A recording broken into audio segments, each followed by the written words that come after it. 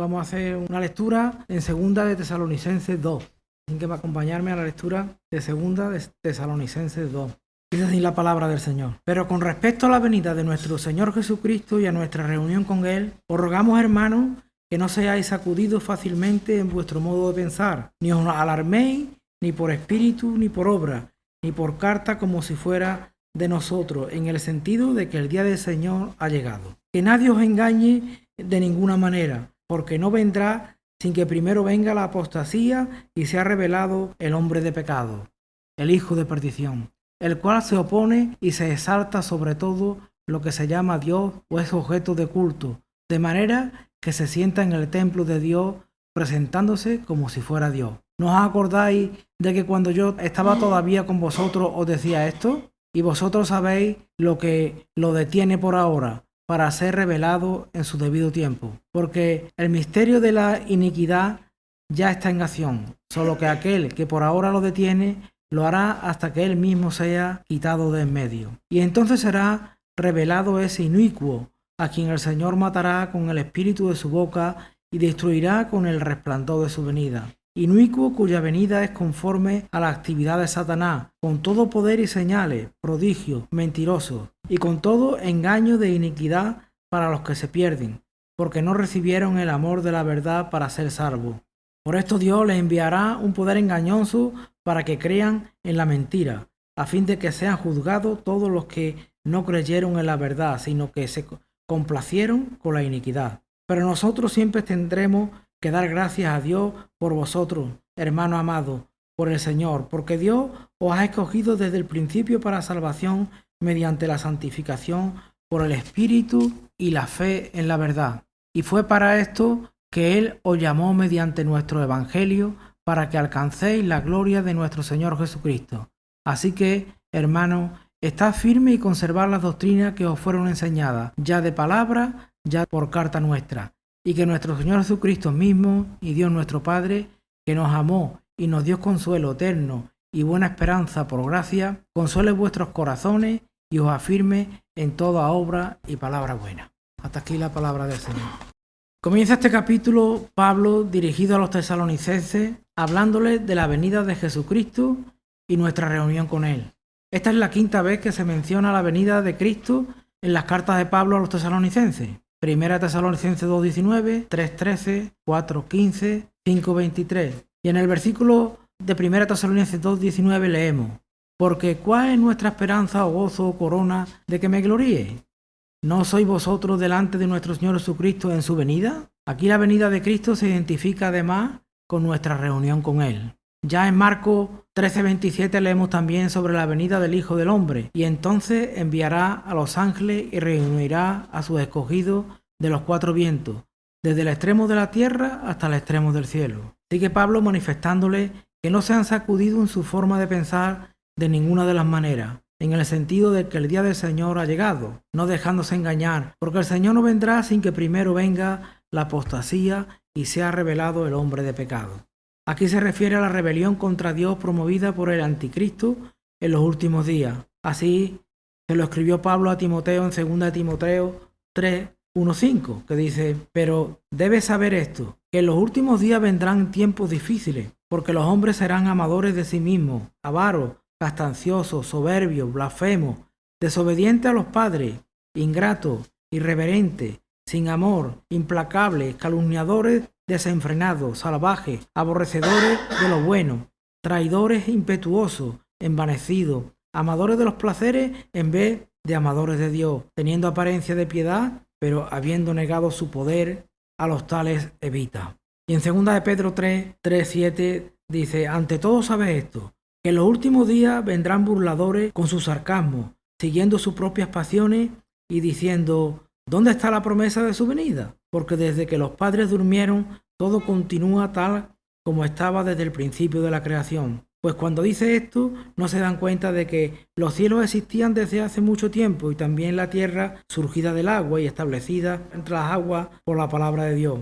Por lo cual el mundo de entonces fue destruido, siendo inundado con agua. Pero los cielos y la tierra actuales están reservados por su palabra para el fuego, guardados para el día del juicio y de la destrucción de los impíos.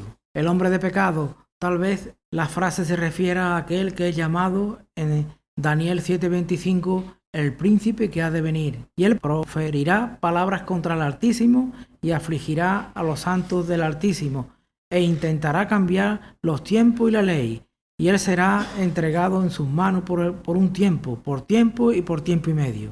En Juan 17:12, en la oración intercesora de Jesús al Padre, dice así: cuando estaba con ellos, los guardaba en tu nombre, el nombre que me diste, y los guardé y ninguno se perdió, excepto el hijo de perdición, para que la escritura se cumpliera.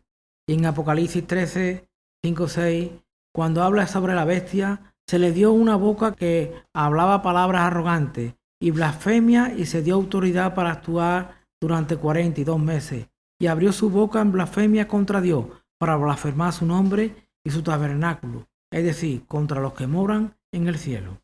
A través de los siglos se han sugerido varias interpretaciones, pero el contexto y el lenguaje indican que el hombre de pecado es una persona real que hará las cosas que aquí se le atribuyen. El hijo de perdición, versículo 3, o el hijo de destrucción, se refiere a aquel que será destruido. El hombre de pecado, que hemos leído en Juan 17:12, Jesús aplica este nombre a Judas Iscariote. Este hijo de perdición es ese hombre que se exalta a sí mismo y se sienta en el templo de Dios presentándose como si fuera Dios. Versículo 4. Aquí se refiere a la abominación de la desolación mencionada en Mateo 24:15. Por tanto, cuando veáis la abominación de la desolación de que se habló por medio del profeta Daniel, colocada en el lugar santo, el que lea, que entienda. Presentándose como si fuera Dios, no se refiere a Satanás, sino a uno que viene presentándose como el Cristo y estableciendo su propio reino, tal como lo leemos en este mismo capítulo en el versículo 9. Inicuo, cuya venida es conforme a la actividad de Satanás, con todo poder y señales y prodigios mentirosos. Y en Mateo 24:24, porque se levantarán falsos cristos y falsos profetas, y mostrarán grandes señales y prodigios para así engañar, de ser posible, aún a los escogidos.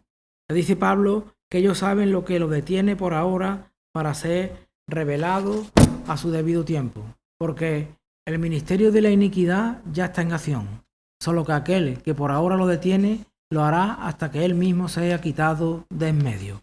Versículos 6 y 7. Se han hecho algunas sugerencias para indicar la fuerza que detiene al hombre de pecado. Por ejemplo, la predicación del Evangelio, la providencia de Dios, el Espíritu Santo o la combinación de algunos de estos factores. En Apocalipsis 17:5-6 leemos: y sobre su frente habrá un nombre escrito, un misterio, Babilonia la grande, la madre de la ramera y de las abominaciones de la tierra. Y vi a la mujer ebria de la sangre de los santos y de la sangre de los testigos de Jesús. En el versículo 8 hemos leído que entonces será revelado ese inicuo, a quien el Señor matará con el espíritu de su boca y destruirá con el resplandor de su venida. Así lo leemos en Isaías 11:4, sino que juzgará al pobre con justicia y fallará con equidad por los afligidos de la tierra. Herirá la tierra con la vara de su boca y con el soplo de sus labios matará al impío. Es inicuo conforme a la actividad de Satanás, con poder, señales, prodigios mentirosos para los que se pierden, porque no recibieron el amor de la verdad para ser salvos. Versículo 10. Y en Primera de Reyes 22:22, sobre cómo el Señor autorizó al espíritu a que indujera a Acab para que subiera y cayera en Ramot, dice así: y el Señor le dijo: ¿cómo? Y él respondió: saldré y seré espíritu de mentira en boca de todos sus profetas.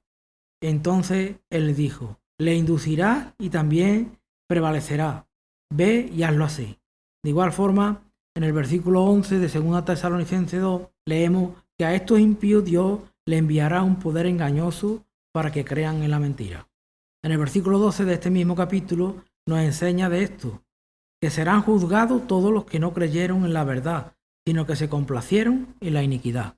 En este caso, cuando se refiere a que no recibieron la verdad, quiere decir que no recibieron el Evangelio. Lo leemos en 1 Corintios 1:18, cuando dice: porque la palabra de la cruz es necedad para los que se pierden, pero para nosotros los salvos es poder de Dios.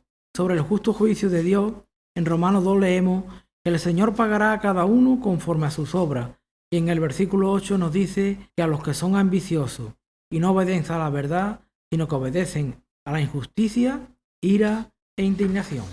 Sigue Pablo manifestándole a estos amados hermanos en Cristo que Dios os ha escogido desde el principio para salvación mediante la santificación por el Espíritu y la fe en la verdad. Versículo 13. En la salvación la iniciativa es de Dios. En Juan 1:13 leemos: no nacieron de sangre ni de la voluntad de la carne, ni de la voluntad del hombre, sino de Dios. En 1 Corintios 1:30, mas por obra suya estáis vosotros en Cristo Jesús, el cual se hizo para nosotros sabiduría de Dios, y justificación y santificación y redención. Y en Efesios 1:4-5 nos dice: según nos escogió en él antes de la fundación del mundo, para que fuéramos santos y sin mancha delante de él. En amor nos predestinó para adopción como hijos, para sí, mediante Jesucristo, conforme al beneplácito de su voluntad. La causa de que Dios nos llamara mediante el Evangelio fue para que alcancemos la gloria de nuestro Señor Jesucristo. Versículo 14. Y en 1 Tesalonicenses 2:12 leemos: para que anduvierais como es digno del Dios que os ha llamado, a su reino y a su gloria. En el versículo 15 Pablo exhorta a estos hermanos, amados tesalonicenses, pidiéndoles que estén firmes y que conserven las doctrinas que les fueron enseñadas. Aquí doctrina se refiere a las enseñanzas de los apóstoles. Así también lo comunicó Pablo en 2 Tesalonicenses 3:6, cuando les dijo: ahora bien, hermanos, os mandamos en el nombre de nuestro Señor Jesucristo que os apartéis de todo hermano que ande desordenadamente y no según la doctrina que recibisteis de nosotros. Termina este capítulo Pablo pidiéndole a Jesucristo y a Dios Padre que por gracia les consuele sus corazones y los afirme en toda obra y palabra buena. Haciendo una recopilación del texto que acabamos de leer y como aplicación para nosotros, debemos tener presente que no nos debemos dejar engañar sobre la venida de nuestro Señor Jesucristo y nuestra reunión con Él, porque antes de esto suceda, vendrá la apostasía y será revelado el hombre de pecado, el cual se presentará como si fuera Dios. La venida de nuestro Señor Jesucristo lo sabemos por boca de Él mismo, escrita en Mateo 24, cuando dice: y estando Él sentado en el monte de los olivos, se le acercaron los discípulos en privado, diciendo: dinos, ¿cuándo sucederá esto y cuál será la señal de tu venida y de la consumación de este siglo? Respondiendo Jesús les dijo: mirad que nadie os engañe, porque muchos vendrán en mi nombre diciendo: yo soy el Cristo, y engañarán a muchos. Y habréis de oír de guerras y de rumores de guerra. Cuidado, no os alarméis, porque es necesario que todo esto suceda,